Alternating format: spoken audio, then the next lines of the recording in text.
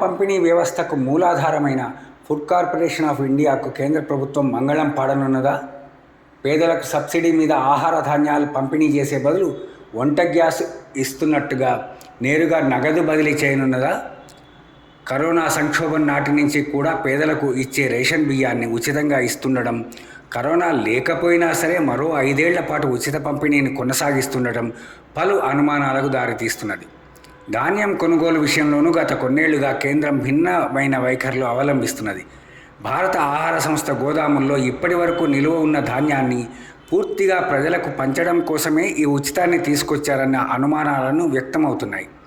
గోదాములు ఖాళీ అయిన వెంటనే ప్రజా పంపిణీ వ్యవస్థను మూసివేసి వంట గ్యాసుకు సబ్సిడీ ఇస్తున్నట్టుగానే పీడీఎస్కు కూడా ఇవ్వాలని కేంద్రం భావిస్తున్నట్టు తెలుస్తున్నది.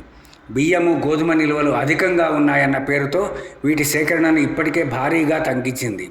ఎఫ్సీఐని మూసేసి నగదు బదిలీ చేయాలని గతంలోనే శాంతకుమార్ కమిటీ ఇచ్చిన నివేదికను అమలు చేయాలని కేంద్రం భావిస్తున్నట్టు రైతు సంఘాలు అభిప్రాయపడుతున్నాయి. వాస్తవానికి పీడీఎస్ కోసమే ఇన్నేళ్లుగా ఎఫ్సీఐ అత్యధికంగా బియ్యము, గోధుమలను సేకరిస్తున్నది. ఈ వ్యవస్థలో నగదు బదిలీని ప్రవేశపెడితే ఈ ఆహార ధాన్యాలను స్వయంగా సేకరించాల్సిన అవసరం ఉండదు. ఈ దిశగానే కేంద్రం అడుగులు వేస్తున్నదని అనుమానిస్తున్నారు.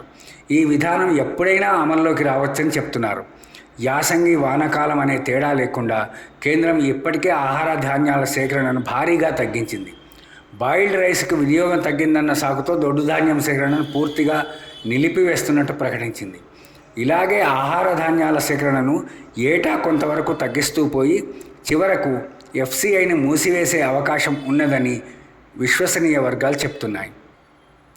రైతుల పోరాటంతో గతంలో కేంద్రం వెనక్కు తీసుకున్న సాగు చట్టాల్లో రైతులు తమ పంటను ఈ దేశంలో ఎక్కడైనా అమ్ముకోవచ్చని చెప్పింది. అన్నదాతల నుంచి భవిష్యత్తులో ప్రభుత్వం నేరుగా ఆహార ధాన్యాలు సేకరించబోదని దాని సంకేతమని రైతు సంఘాలు అప్పుడే ఆరోపించాయి. ఆ చట్టాలను రద్దు చేసినా అదే విధానాన్ని మరో రూపంలో కేంద్రం అమలు చేయబోతున్నదనే అనుమానాలు వ్యక్తమవుతున్నాయి. ఎఫ్సీఐ బియ్యము, గోధుమలు సేకరించకపోతే రాష్ట్ర ప్రభుత్వాలు కూడా రైతుల నుంచి వాటిని కొనవు.